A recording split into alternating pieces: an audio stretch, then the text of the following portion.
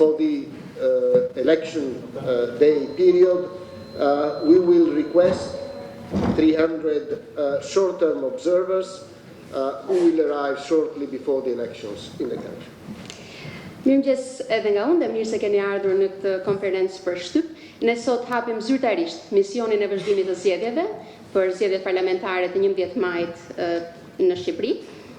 Ky mision vjen pas një ftese të autoriteteve vendase shqiptare dhe siç e dëgjuat, misioni do të përbëhet nga një ekip ekspertësh, një ekip bërtham ekspertësh prej 12 vetësh të vendosur këtu në Tiranë. Do të kemi gjithashtu 26 vëzhgues afatgjat, të cilët do të jenë në Tiranë dhe të shpërndarë nëpër Shqipëri. Do të kërkohet gjithashtu edhe mbërritja e 300 vëzhguesve afatshkurtër disa ditë para ditës së zgjedhjeve. On election day, of course, there will be a larger component of international observers. There will be observers, parliamentary observers, from the OSCE Parliamentary Assembly, from the Parliamentary Assembly of the Council of Europe, and also from the European Parliament. Në ditën e zgjedhjeve do të jetë një mision më i madh, bashkë me ne do të jenë gjithashtu edhe delegacione nga Asamblea Parlamentare e OSBE-s, Asamblea Parlamentare e Këshillit të Evropës dhe një delegacion nga Parlamenti Evropian. The task, the objective of this mission will be to assess the conduct of the election for its compliance with the OSCE commitments of Albania, but also with the other international standards that regulated democratic elections, but also with the national legislation as it has developed over the years. Ashtu sikurse ka qenë misioni i OSBE-Odirit edhe ndër vite, edhe kësaj radhe objektivi i misionit të vëzhgimit të zgjedhjeve është të vlerësojë mënyrën se si do kryhen këto zgjedhje, nëse ato do të jenë në përputhje me angazhimet që ka ndërmarrë Shqipëria lidhur me OSBE-n, si dhe me detyrime dhe standarde të tjera ndërkombëtare që rregullojnë zgjedhjet demokratike. Sigurisht edhe nëse janë në përputhje me legjislacionin vendas. So in order to achieve these objectives, we will monitor closely all aspects of the election process, including the pre-election and also the post-election developments. And specific areas of interest for our observation will include the implementation of the legal framework, the conduct of the campaign, including on social networks, the work of the election administration at all levels, the resolution of the disputes related to the elections, and in general the media coverage. The observers, of course, will also assess the implementation of previous ODIHR recommendations. Për arritjen e këtij objektivi që ka misioni i ODIHR-it, ne do të monitorojmë nga afër të gjitha aspektet e zgjedhjeve, duke përfshirë edhe zhvillimet para dhe pas ditës së zgjedhjeve. Disa fusha specifike me interes për misionin do të jenë zbatimi i kuadrit ligjor, zhvillimi i fushatës, duke përfshirë edhe fushatën në rrjetet sociale, puna e administratës zgjedhore në të gjitha nivelet, zgjidhja e mosmarrëveshjeve në lidhje me zgjedhjet dhe mbulimi mediatik në përgjithësi. Vëzhguesit do të vlerësojnë gjithashtu edhe zbatimin e rekomandimeve të mëparshme të ODIHR-it. Yeah, as a part of this process, we will have a regular set of meetings, first of all with the state authorities and the institutions, with the political parties, with the civil society, with the media, and in general also with the international community. Yesterday, even though the mission formally opens today, yesterday we already had a meeting with the foreign minister, and we had meetings at the Central Election Commission, which were very useful, very constructive, and I think it was a very good beginning of our operation in country. Si pjesë e këtij procesi do të jenë gjithashtu edhe takime sistematike me përfaqësues së pari të autoriteteve shtetërore, partive politike, shoqërisë civile, medias dhe komunitetit ndërkombëtar. Këto përbëjnë pjesë të pandashme të këtij vëzhgimi. Dje, megjithëse sot është fillimi zyrtar i misionit, unë pata disa takime prezantuese me Ministrinë e Jashtme, me Komisionerin e Zgjedhjeve dhe me disa antar të Komisionit Qendror të Zgjedhjeve. Takime që ishin të dobishme, konstruktive dhe një fillim i mirë. We also attach importance to the transparency of how we proceed.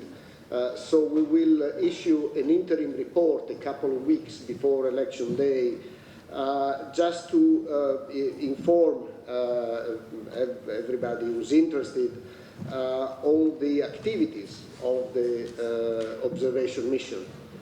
But of course, the initial findings on the election will be contained in a preliminary finding report the day after the election, and the conclusions will be presented at the press conference. And the final report with the assessment of the entire election process and containing recommendations on the way forward will be published a few months after the election. Ne I kushtojmë shumë rëndësi transparencës së mënyrës se si ne operojmë. Për këtë arsye do doja t'ju informoja që ne do të kemi fillimisht 2 javë para zgjedhjeve një raport të ndërmjetëm për të informuar të gjithë ata që janë të interesuar për aktivitetet e këtij misioni të vëzhgimit të zgjedhjeve. Gjithashtu, një ditë pas zgjedhjeve do të kemi gjetjet paraprake, gjetjet dhe përfundimet paraprake të misionit, të cilat do të prezantohen në një konferencë për shtyp ditën pas zgjedhjeve pra, dhe në fund një vlerësim në tërësi I gjithë procesit të zgjedhjeve do të bëhet përmes raportit përfundimtar, I cili do të përmbajë edhe rekomandimet përkatëse dhe do të publikohet disa muaj pas zgjedhjeve. Okay. This concludes my statement. I would like to give back the floor to Elma, media analyst, for her to assist in case there are questions and to structure the debate. Thank you. Unë po e mbyll me kaq këtë fjalën time në këtë konferencë, po ja fjalën Elmës, që është analiste e medias, nëse ka pyetje për ta strukturuar në vazhdim konferencën. So, dear colleagues, you have the opportunity to ask questions if you wish. So, if you do, please state the media outlet you represent clearly before and use the microphones here to the left and right-hand side of the room, please. Atëherë ju lutem nëse ka pyetje prezantoni median që përfaqësoni emrin dhe ju lutem përdorni mikrofonat majtas dhe djafas. Faleminderit. Përshëndetje, Muhamet Veliu nga televizioni Top Channel. Një koment nga ambasadori Zanier, si ju duket iniciativa e prokurorisë së posaçme SPAK në pasjen e një strategjie për hetimin e krimeve zgjedhore dhe nëse vëzhguesit tuaj në terren do të arrijnë të zbulojnë krime zgjedhore, a jeni të gatshëm që këto informacione nga terreni t'i ndani me prokurorinë e posaçme SPAK? Faleminderit. My name is Mohamed Veliu from Top Channel Television. I would like to ask Ambassador Zanieri if you, Ambassador, would have a comment on an initiative of the Special Prosecutor's Office against Corruption and Organized Crime, or otherwise known as SPAC, about they have a strategy for the investigation of electoral crimes. So my question is whether you would have a comment on that, and secondly, would your observers be willing to share their findings with SPAC in case they find electoral crimes happening?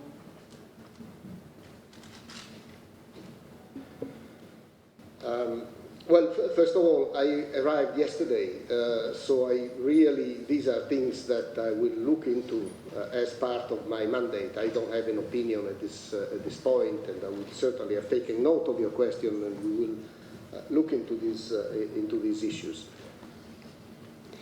Atëherë, unë në fakt kam arritur vetëm dje, sigurisht që do ta shoh edhe këtë iniciativë të SPAK-ut, që është pjesë e mandatit tim, nuk kam një opinion për të ndarë me ju sot për sot. As to findings during the operation, we need to stick to the process that we have. So we will include all the findings that we find in our reports. We are not here, how can I say, to also perform other functions. Of course, cooperation with the authorities is something we are very attached to, and we will perform our duties in constant cooperation with authorities at all levels. But when it comes to sharing some of the findings, this will be done through our reports in the various stages that I described earlier. Atëherë, sa I përket gjetjeve që ne do të kemi, ne do të qëndrojmë mënyrës se si ne operojmë gjithmonë. Pra gjitha gjetjet tona do të përfshihen në raportet tona. Ne nuk jemi këtu si mision për të kryer funksione apo detyra të tjera. Sigurisht që jemi shumë të angazhuar për të bashkëpunuar me autoritetet në vend, sigurisht që do të performojmë duke bashkëpunuar në mënyrë konsistente me ta, por gjetjet tona të parregullsive zgjedhore gjatë misionit do të përfshihen dhe do të ndahen me autoritetet përmes raporteve tona.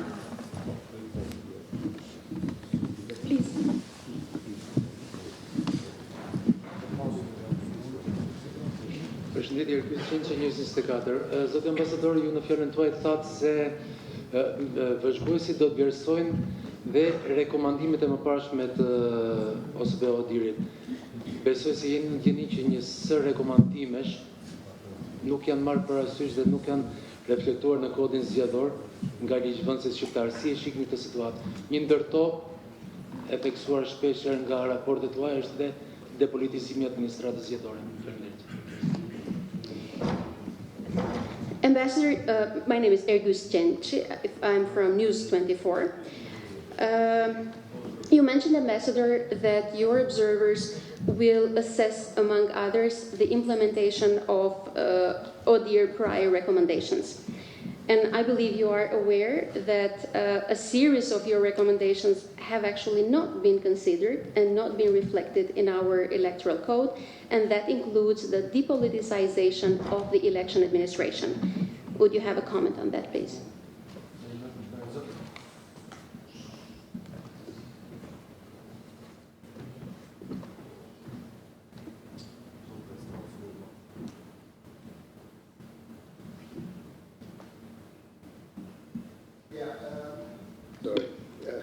When it comes to the previous recommendations, including the one that you mentioned, our job is first of all to monitor and to see where we are in terms both of the framework, legislative and regulatory framework, and in terms of the implementation. So what happens in real life.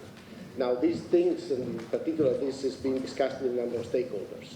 So I know there is work ongoing. Actually, I could broaden the topic by saying that the work